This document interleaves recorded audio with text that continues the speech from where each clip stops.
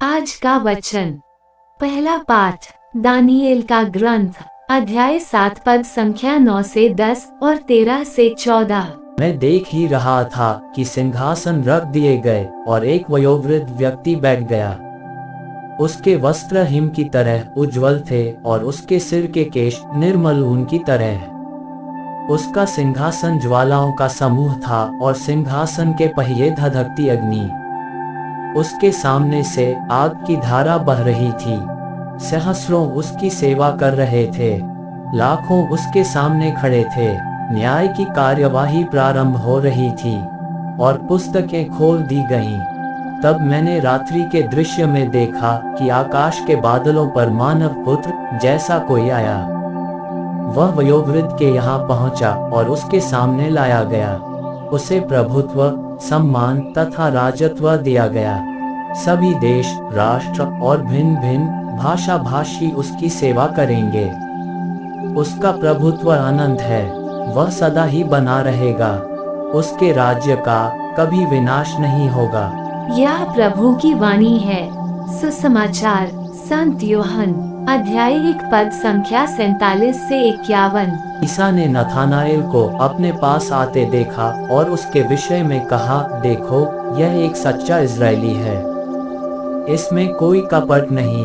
नथानाएल ने उनसे कहा, आप मुझे कैसे जानते हैं? ईसा ने उत्तर दिया, फिलिप द्वारा तुम्हारे बुलाए जाने से पहले ही मैंने तुमको अंजीर के पेड़ के नीचे देखा।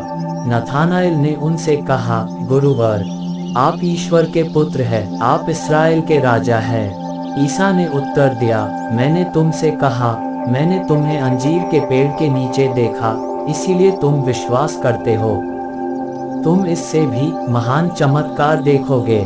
ईसा ने उससे ये भी कहा, मैं तुमसे यह कहता हूँ, तुम स्वर्ग को खुला हुआ और ईश्वर के दूतों को मानव पुत्र के ऊपर उतरते चढ़ते हुए देखोगे। यह प्रभु का पवित्र सुसमाचार है।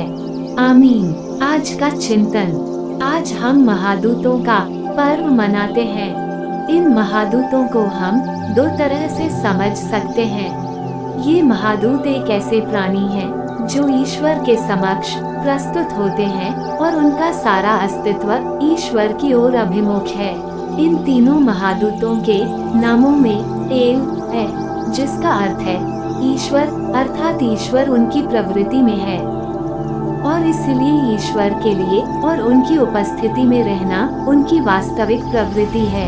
ये तीनों महादूत ईश्वर के संदेशवाहक हैं। वे ईश्वर को मनुष्यों तक पहुंचाते हैं और इस तरह वे न केवल स्वर्ग बल्कि इस धरती का दरवाजा खोल देते हैं ताकि मनुष्य भी ईश्वर की दिव्यता में शामिल हो सके।